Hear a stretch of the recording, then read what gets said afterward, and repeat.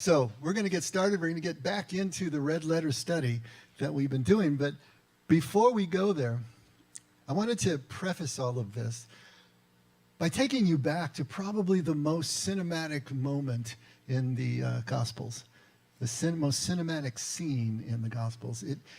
This scene for me, I'm going to read it in just a second, but it just creates this image in my head. I can see this happening. I can see the characters.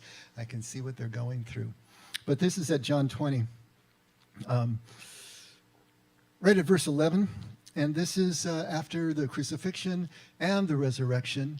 And Mary has come down to do what she was going to do with the body and anoint it and prepare it for the burial that they couldn't do that Friday night before the Sabbath started. And she sees that the stone is rolled away and the tomb is empty. She runs to tell Peter and John, and they come running back, and they see that the tomb is empty, and they run off. And Mary is just left there standing at the temple, standing at the tomb all by herself. And at verse 11, Mary was standing outside the tomb weeping. And so as she wept, she stooped and looked into the tomb, and she saw two angels in white sitting, one at the head and one at the feet where the body of Jesus had been lying. And they said to her, "Woman, why are you weeping?" And she said, "Because they have taken away my Lord, and I do not know where they have laid him." And when she said this, she turned around and she saw Jesus standing there and did not know that it was Jesus. And Jesus said to her, "Woman, why are you weeping? Whom are you seeking?" Supposing him to be the gardener, she said to him, "Sir, if you have carried him away, tell me where you have laid him, and I will take him away." And Jesus said to her, "Mary." And she turned and said to him in Hebrew, "Rabboni," which means teacher. And Jesus said to her, "Stop clinging to me, for I have not yet ascended to the Father. But go to my brethren and say to them, I ascend to my Father and your Father, and my God and your God." I love this scene because it's written almost like a script. It doesn't give us a lot of detail, but you can fill in everything that is there. You can feel Mary's anguish. You can see the interplay between the characters, all the subtext, all the missed text between them as they're not understanding each other as they're going back and forth, or at least Mary's not. But right at the end, that's what really always gets me. Jesus says, "Stop clinging to me." Now, if you're a King James only type person, that's going to be "touch me not." So either touch me not or stop clinging to me. Those are two different ways that this could be translated and really interpreted. But here's where the great writing sets in. We're not told what Mary's doing. He just says, "Stop clinging to me." What does that bring up to you? If it's touch me not, if it's stop clinging to me, she's either already running to him, right? Or she's already wrapped around him. And we don't have to say that. We just know that it's there, and we can see it in our mind's eye. It doesn't tell us. It lets us fill in the scene with our imagination and see the emotion that is there. And if Mary was true to the ancient Near East custom of a woman wrapping herself around the feet or holding on to the feet of the master, then that's probably where she was. She was probably knelt in front of him, holding on to his feet. Or it could have been a full embrace. We don't really know. You can imagine whatever you like, but that would have been the tradition. But Jesus simply says, "Stop clinging to me." Why would he say that? Why would he want her to stop clinging at that particular moment? And "stop clinging" really does make the most sense, rather than "touch me not." Mary was embracing Jesus as she had done for years. For as long as she had known him, she was running to him. I mean, could you imagine the exuberance of someone that you thought was dead and gone is suddenly standing before you? How would you feel? What would well up in you? What would propel you forward to embrace exactly as you had all the years? Familiar, comforting, secure, all of that. And Jesus breaks it off. The love that Jesus had for her is exactly the same. But the nature of their relationship was radically changed. Completely changed. And that was the point that Jesus is trying to make here. Remember before he goes to the cross at the Last Supper, he says to his friends, he says, it's to your advantage that I go. Imagine what they're thinking. It's to our advantage that you leave us? Are you kidding me? How could that be possible? Because he says, then a helper will come. Now, we know that the helper was already there. Of course, the helper was already there. Where else could the helper be? Where else could God's Spirit be? It's not that God was withholding his Spirit and suddenly was going to pour it out on them. No, but Jesus is making a point.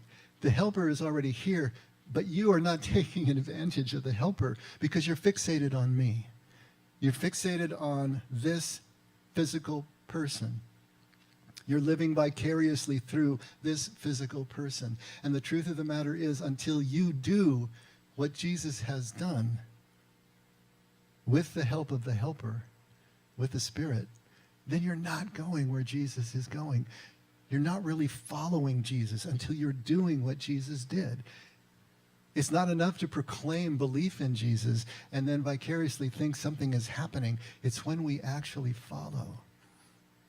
It's to your advantage that I go, because when my presence physically is removed, then your relationship with God becomes your own. First person, not second or third.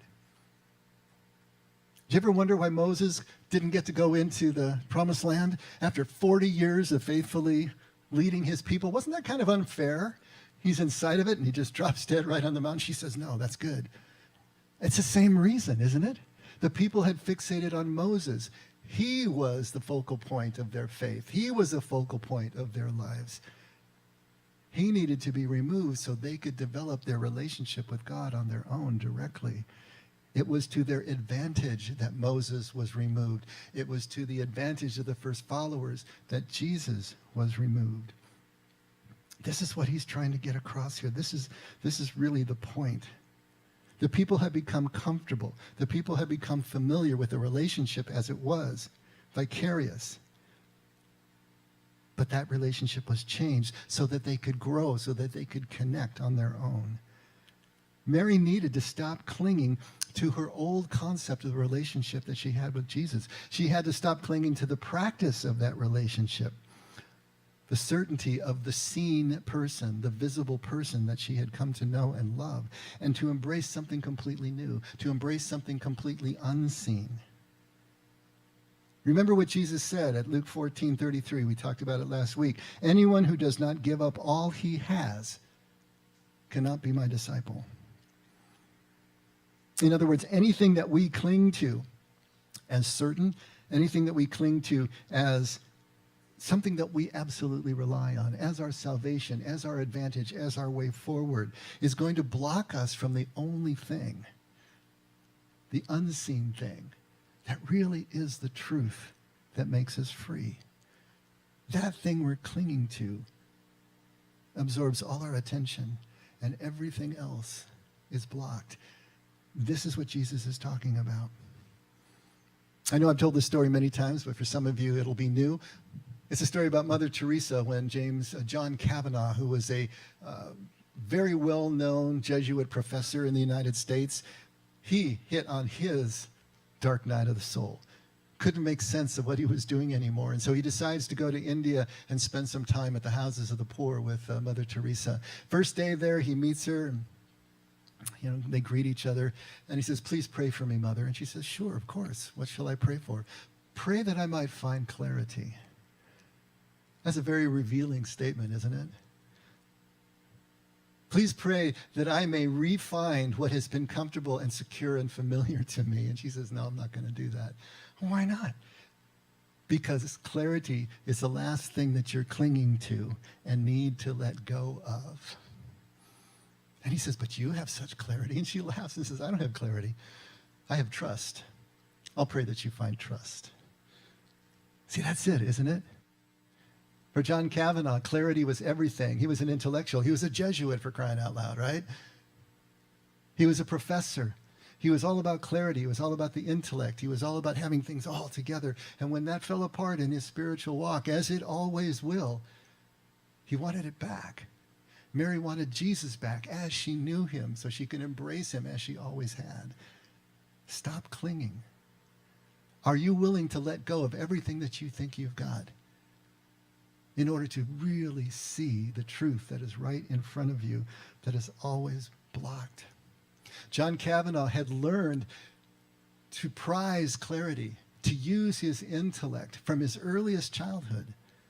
That was his program for happiness and program for survival that he put together in the rough and tumble of his childhood, whatever it happened to be. He learned that that was his advantage. That's what he could rely on, and that's what propelled him forward. And Teresa saw this. She understood that was his blockage. That was his Achilles heel. If he could let go of that, everything could change from there. But this has been going on since childhood. The woundings of childhood force all of us to develop some way through, some survival mechanism, some program. But then that becomes the thing that we cling to. That becomes our blockage. I want to read a little quote. It's in your handouts if you want to read along. One of the pitfalls of childhood is that one doesn't have to understand something to feel it. By the time the mind is able to comprehend what has happened, the wounds of the heart are already too deep. Isn't that just the truth? Children don't understand anything, but they still feel it. And they know that they need to survive it somehow. And so before their minds have a chance to catch up, all of these programs are already being put into place. All the needs that need to be met. There's a program for that. There's an app for that, right? And we find it, we create it, and we put it so deep in our programming that we don't even realize the program is still running 10, 15, 20, 40 years later. That's what we're clinging to, and we don't even know it. That's what we're addicted to, and we don't even know it. And that's what Jesus is pointing to. That's what Teresa is pointing to. Stop clinging. Let it go so that something else can happen. I wanted to read a little bit from Thomas Keating, who was a Trappist monk. And he talked about the emotional cycle. See if this helps to put some more things in place. Thomas Keating, the founder of Centering Prayer, by the way, talks about 3 energy centers: power and control, esteem and affection, and security and survival. We've talked about these 3 before because they match up with the 3 temptations that Jesus faces in the wilderness. The 3 that Henry Nouwen called the need for relevance and for power and for spectacular attention. Same thing here. Power and control, esteem and affection, security and survival. Those are the energy centers. Those are the innate needs that each one of us as a human being needs to be filled and have filled, right? Deep down within our minds, we are driven or drawn toward these 3 centers. And early in our lives, we learn specific programs for trying to achieve them, which operate very powerfully at a subconscious level to pattern our behavior. The emotional programs for happiness emerge into consciousness. Okay, so those emotional programs, those are unconscious, but they emerge into consciousness as attachments and aversions. The things that we move towards and the things that we move away from, the things that make us feel comfortable or uncomfortable. Attachments and aversions are not rational.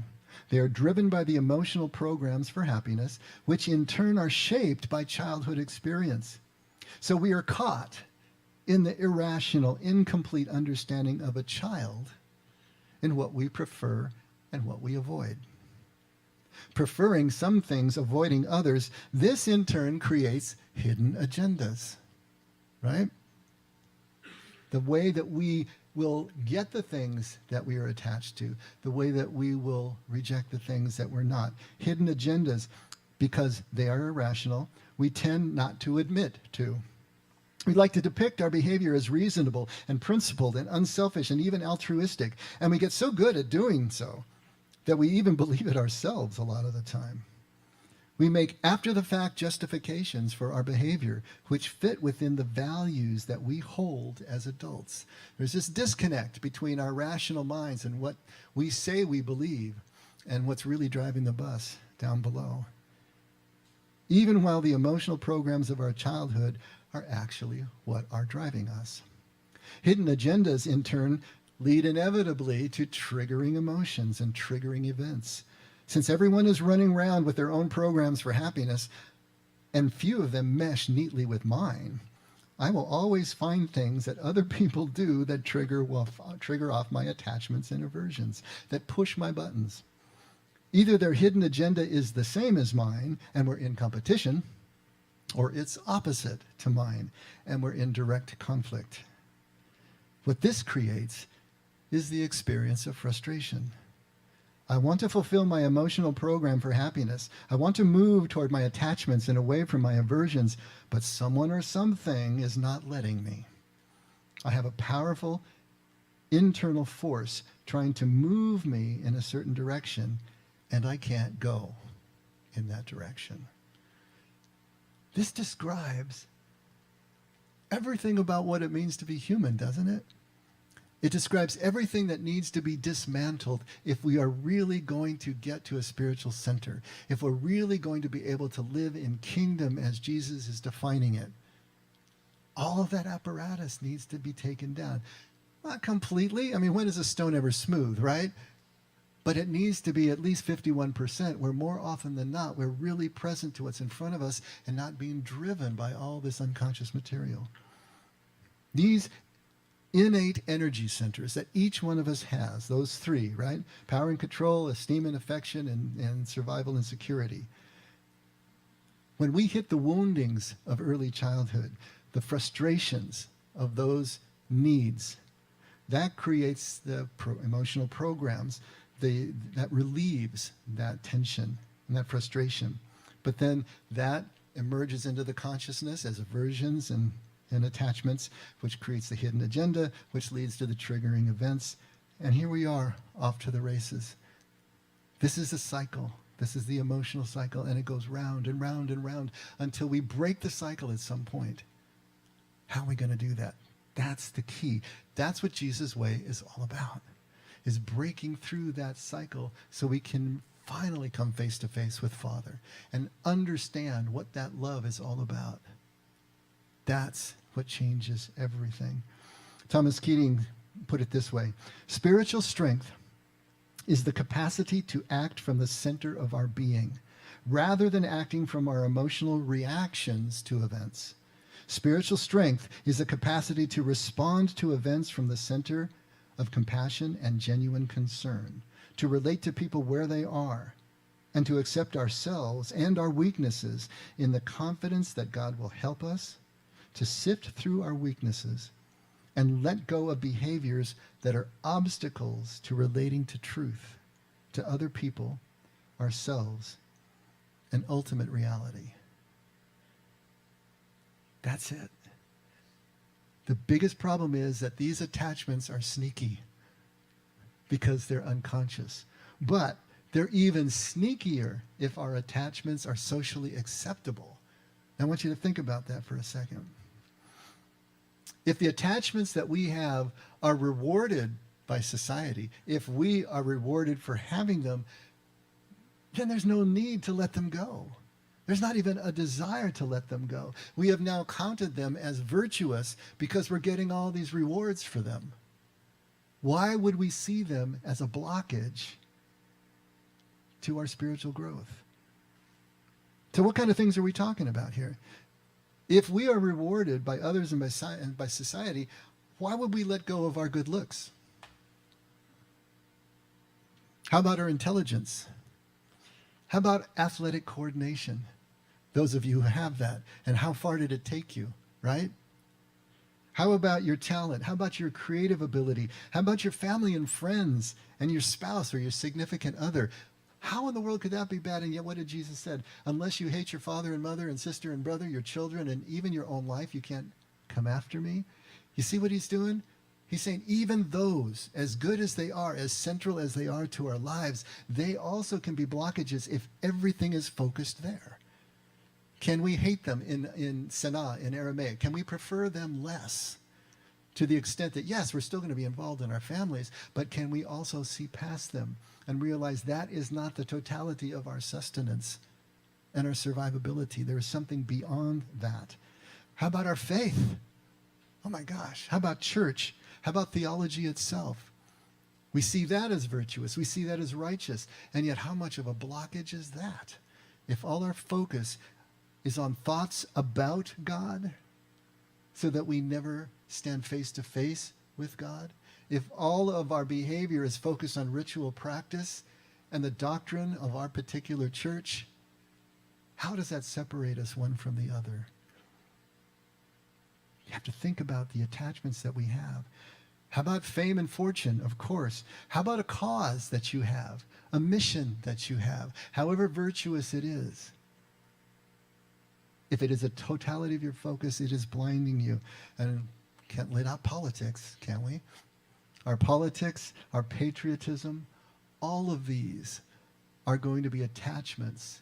And then the opposite are our aversions of any issue that we hit. But we see them as virtuous. We see them as good things if they are socially acceptable, if they are rewarding us. Jesus said that it's easier for a camel to go through the eye of a needle than for a rich man to enter the kingdom. And this is exactly what he's talking about. Because the rich right here is not about wealth in the way that we think of wealth. It's all of these things that we were just going through. It's all of these attachments. It's all of the things that we have learned can propel us to advantage and we have relied on all these years. How in the world are you going to give them up? Why in the world would you want to give them up? And yet if we don't, we can't enter kingdom. We can't become the experience of life that kingdom is until we have let these fall. So it's easier for the camel to go through the eye of a needle than others, all of us, to give up our attachments. And since they're unconscious, it doesn't happen directly anyway. So there's that.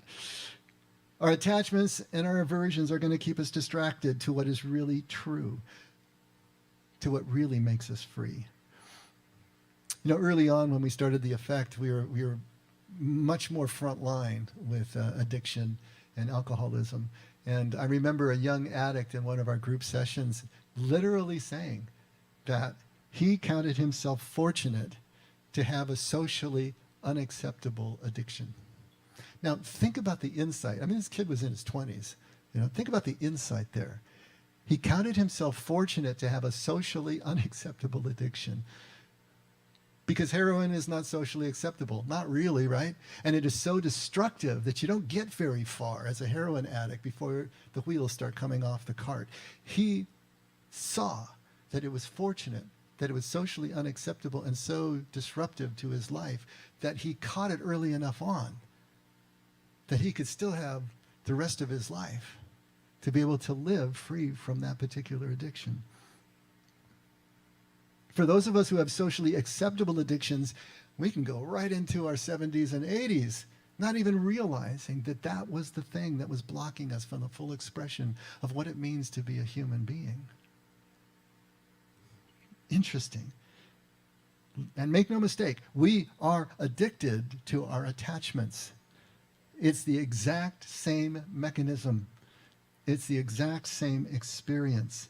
We are addicted to our programs for happiness, and we don't even know that we are. And nobody is telling us necessarily it's a bad thing, but yet, if we're paying attention, we're seeing how it is taking a toll on our relationships, on our lives, and everything around us as we get older and want to move into more spiritual directions. Jesus is showing us a lot of this. Let's take a look at Matthew 7, 1-8. We've already gone through this as part of the red letter study, but I want to just reset the context here so we can see how Jesus is also applying this to what we're clinging to. Jesus is always on what are we clinging to, and are we willing to let that go? So at Matthew 7, verse 1, do not judge so that you will not be judged. For in the way that you judge, you will be judged. And by your standard of measure, it will be measured to you. What is he saying there? We talked about this. You know, it's not that God is waiting to do to us what we do to somebody else if we judge them. It is that we are literally judging ourselves because whatever standard that we have internalized, in other words, right, what program for happiness is running down there in the unconscious? that causes us to judge predictably and knee-jerkly in the way that we do, that is a reality that we have to endure ourselves way before we try to impose it on anybody else. But when we're seeing life through those attractions, through those programs, through maybe the code of the law, through the code of our ethics, whatever it is that we use as the standard, with mere obedience as the key, then we're still clinging to those codes. We're clinging to those standards. We're clinging to those rules. And we think that obedience is what's going to save us. That's just legalism. But it's actually a complete blockage to being able to see what is behind the law, what animates the code of the law. We can't see that if we're just blindly following it, if we haven't realized what is really driving the bus. At Matthew 7:6, do not give what is holy to dogs, and do not throw your pearls before swine, or they will trample them under their feet and turn and tear you to pieces. If we are so focused on our ethics, if we are so focused on our code that we can't see another person where they are and what they need, we just try to jam one size fits all into them, then we are clinging to our self-righteousness. We're clinging to our images of ourselves as righteous people. And that is blocking us from being able to see the connection that we really have with one another. If we're not judging, if we're seeing with humility that we are all at the same level, we're all equally loved. At verse 7, ask and it will be given to you. Seek and you will find. Knock and it will be opened to you. For everyone who asks receives, and he who seeks finds, and to him who knocks it will be opened. And so if we're seeing our faith as some sort of blank check from God for anything that we desire, then we're clinging to this promise of better circumstances. And the illusion that if our circumstances were changed, then our happiness would be evident. Or everything that we think that we need as an outcome will be there if just our circumstances would change. And we're blinded to the fact that if we can't be happy now, we won't be happy then. Happiness doesn't come from the outside. It doesn't come from our circumstances. It comes from an internal connection that takes place within and then includes our circumstances. So Jesus is telling us, what are you clinging to? You're clinging to the code of the law. You're clinging to your own sense of self-righteousness. You're clinging to a promise of better circumstances. How do you know what it is you need to let go of if you want to take the next steps in terms of following Jesus? How do you take it from there? Jesus is going to get specific, but we're also going to have to look beneath the surface in order to be able to understand where he's going. So let's take a look at the next verse 9 to 11. Jesus says, or, and that's an important little word there, or, what man is there among you when his son asks for a loaf, will give him a stone? Or if he asks for a fish, he will not give him a snake, will he? If you being evil know how to give good gifts to your children, how much more will your Father who is in heaven give what is good to those who ask him?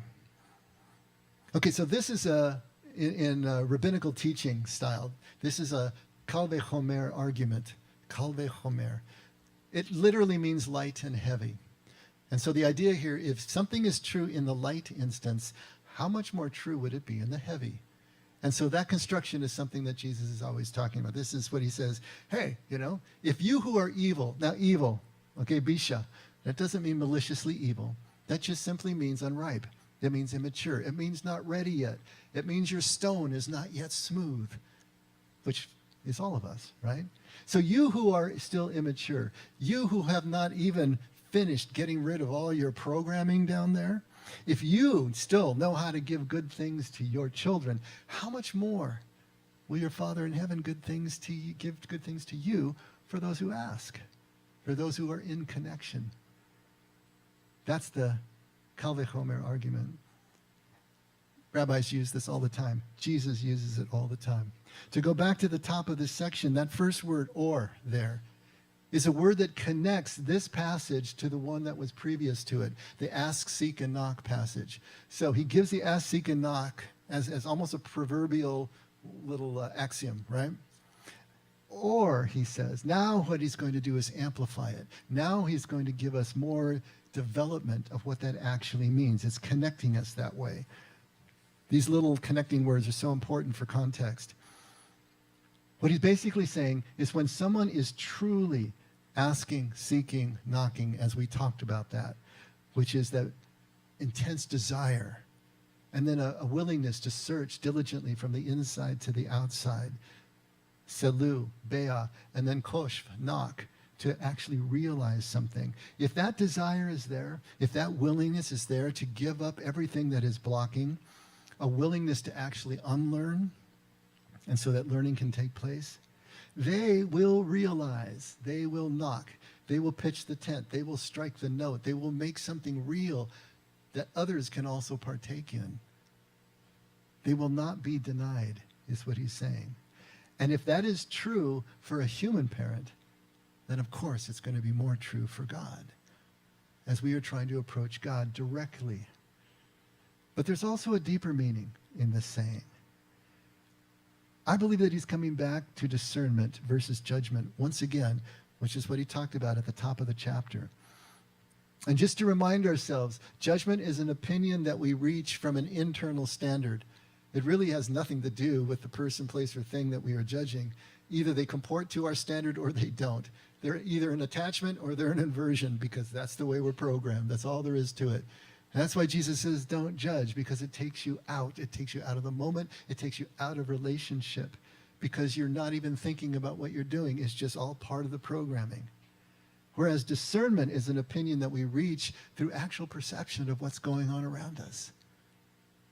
It comes from experience. It doesn't come from a standard. That means that in order to discern, we actually have to be connected to the person, place, or thing long enough to have the experience and the perception to form the opinion or the conclusion. We need to discern. We have to discern. But judging the way that it is defined here, that's something that we need to deconstruct. So when he talks about stones and loaves, hey, if your child asks you for a loaf of bread, are you going to give him a stone? All right, that works just on the literal level, but going a little bit deeper, the kind of rocks that were indigenous in the hillsides were those rounded kind of beige rocks that were kind of well-worn, and they could look from a distance like a loaf of bread. And so he's talking about two things that could be confused visually, at least from a distance or a first glance. Important. Fish and snakes. Well, a fish in the water can resemble a sea snake. There could be a similar thing to that. So we've got two things that also resemble one another. Luke gives us one more pair. He talks about eggs and scorpion. If your child asks for an egg, are you going to give him a scorpion? I was like, wait a minute. Now, how in the world could that possibly be mistaken for one for the other? Well, in the ancient Near East, in Judea, there were white scorpions. And when they were rolled up, they were about the size and coloration of an egg. Actual Pliny, the elder, wrote that Judean scorpions were the size of an egg and not unlike one in shape, at least when they were rolled up. And even more so, that sometimes these scorpions were placed into hollowed out eggshells as a form of assassination, because when you broke open the egg. So once again, we have two things that could be confused for one another. And I think there's a pattern here that Jesus is talking about. Loaves and stones, fish and snake, eggs and scorpion. Two things that could possibly be confused for one another, and yet one has the capacity to preserve life and nurture it, and the other does not, or actually has the power to take it away. This is so important for us to understand where Jesus is going here, because it does explain some of the difficult sayings of Jesus. Remember when he curses the fig tree? Why in the world would he do that? It wasn't even the season for figs. Impossible for us to understand Jesus' motivation, except that it's juxtaposed with the cleansing of the temple. And so here we have two things. First of all, the fig tree was a symbol from Old Testament times of Israel. And the temple was certainly the symbol of everything that Israel was about in terms of a relationship with God. And from the outside, They look like they're absolutely rock solid, like they're full of fruit, that they're nurturing life. But when you get close to the tree, there's nothing there because it wasn't the season for fruit. And when you get inside the temple, you find out that it's full of corruption, and they have lost their way. It could no longer fuel the religious and the spiritual life of the nation of Israel. When you put the two together, you see how they work. Jesus wasn't cursing the fig tree. He was revealing its barren nature, just as he did in the temple when he revealed that it had become a den of thieves and was no longer his Father's house. There's even a story in Acts 5. I don't know if you remember the story of Ananias and Sapphira. Some of you may. But in the early church, it was basically voluntary communism. All right? Everybody brought what they had, and they dumped it on a common table, and they divvied it all up so that everybody had everything that they needed. And there's a story here where one man sells a piece of property and brings everything of the proceeds from that property and puts it on the common table. But here comes Ananias and Sapphira, another couple who had also sold a piece of property, but they kept a portion for themselves, and they brought the rest of it and put it on the common table, but said that it was everything from the sale of the land. And of course, Ananias comes in first, and Peter is presiding, and he calls him on it. He knows what happened here. And Ananias falls down dead. They carry him out and bury him. A few hours later, his wife Sapphira comes in. She perpetuates the lie. She falls dead, and they take her out and bury her. And of course, this just scares the bejesus out of everybody who's there. And we've used it for 2,000 years to scare us into tithing to the church, right? If you don't tithe, God's going to strike you dead. But now put it into the context of what we're talking about here. Their sin wasn't to keep a portion for themselves. Peter even tells them, hey, the property was yours. You could do whatever you want with it. You could sell it for anything that you wanted. That money was yours to control. But if you come in here and lie to us and tell us that you're righteous because you brought it all, well, then you're just like the fig tree. You're just like the temple, that you look good as a facade from the outside, but there's nothing inside that nurtures anything at all. You can decide whether you think they were literally struck dead or not, but the real spiritual point is they were revealed as being spiritually dead. They didn't get it. They had no idea what they were doing in a spiritual community of the early church. These things that can appear similar, these things that give us a facade, we need to be able to discern. How do they actually function in our lives? What are they giving us in our lives? How do we know that if what we're clinging to really does preserve life, does nurture life, does give us more life, that can actually take us to the truth? How do we know? What we value, what we rely on, is doing all of that. At first glance, legalism and obedience and judgment looks like righteousness. It's the way we get introduced to the church all the time. Here's what we believe. Obey it.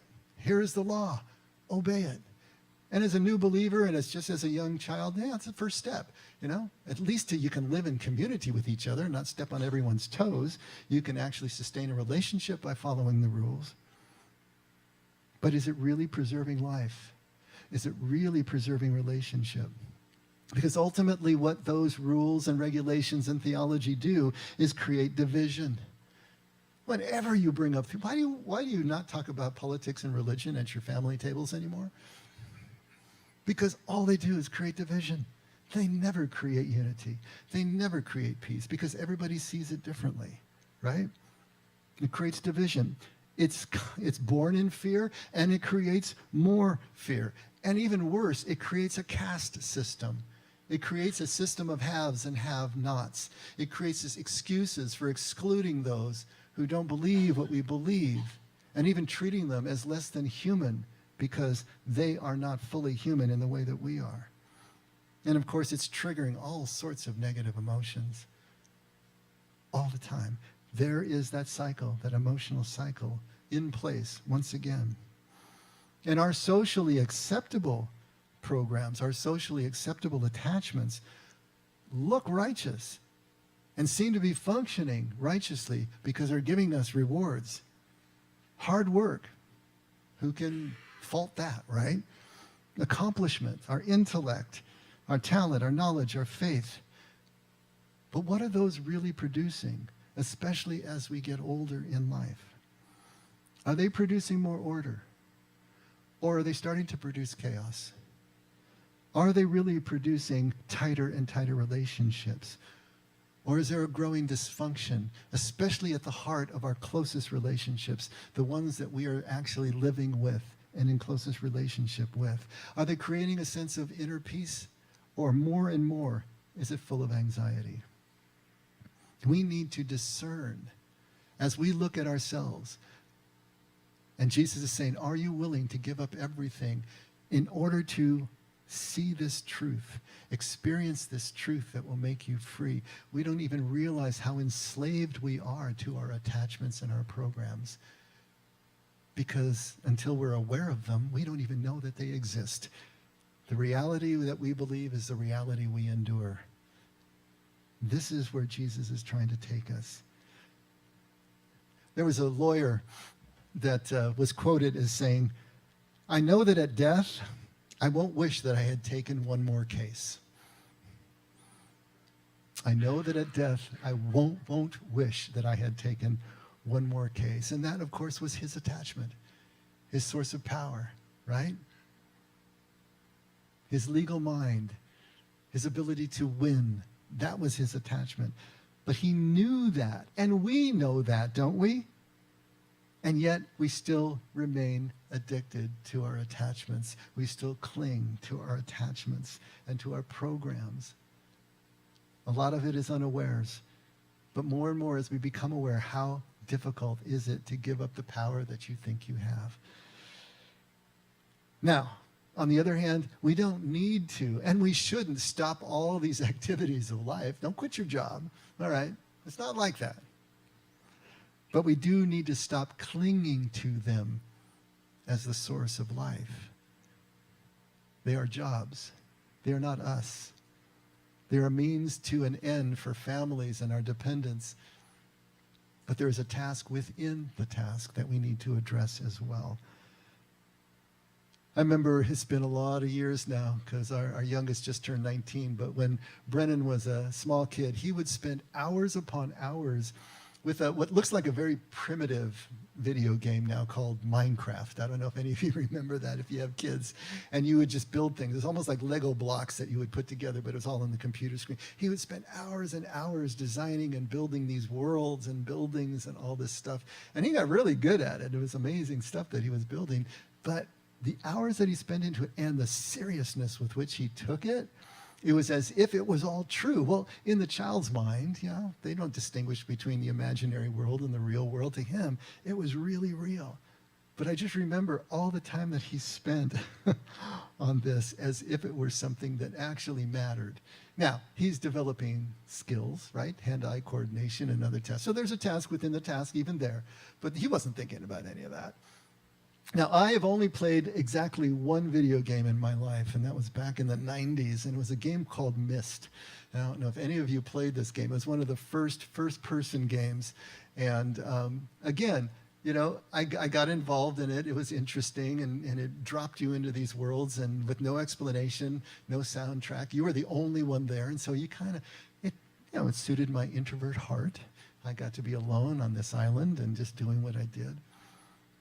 And I'm sure it improved some of my cognitive skills, but it drew me into this imaginary world. It drew me in a way. But eventually, what have you got? It's not real, right? It's just a game. And we can get lost in a game.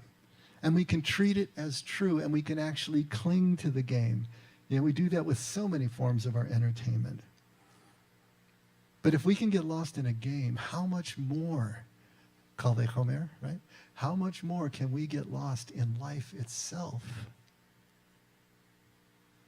Get lost in life and see all the tasks that we're performing out here as if they mean something, when they really don't. They're going to end at the headstone. Can we also see the task within the task that is the real reason for doing the things that we do here in this life?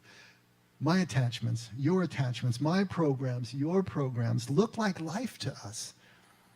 if we're even aware of them at all. They look like life, but they are not life.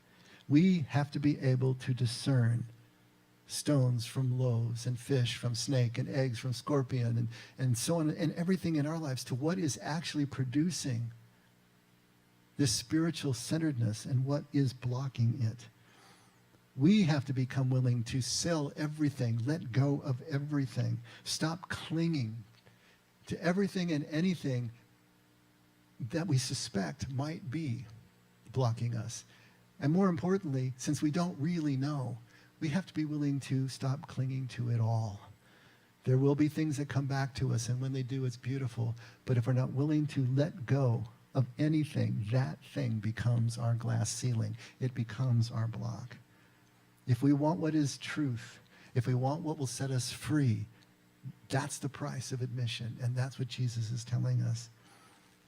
This kingdom, this quality of life that Jesus is talking about, this ability to be completely present and connected, is what life looks like when we can see what truly gives life and be present to that. And then we can also see what takes it away, and we can step aside. And when we can see that, what gives life and what does not, then we can choose accordingly.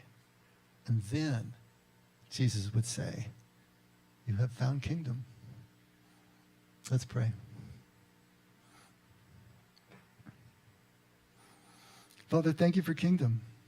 Thank you for this ability that we have as human beings, amazingly, to actually connect with you completely, one-on-one, spirit to spirit, heart to heart, presence to presence. We can do this. You have made it so. But you also know that the fears that we have as human beings, as finite creatures, and all of the programs that get put in place before we even have minds to give permission, are blocking us. It's not our fault. But it is our responsibility, if we want to be completely connected to you, to follow this way that you have given us, to do the work that you have laid out for us, to face the fears and let go of anything that would block. And that's our prayer this morning, Lord, that we would be able to do exactly that, more and more securely, more and more intentionally, with awareness that every step we take is moving us closer to you. That's our prayer, Lord. Help us in every way. Give us the empowerment and the encouragement that we need to know that we are on the right track. And never let us forget we can only love because you loved us first. In Jesus' name, amen. Let's all stand.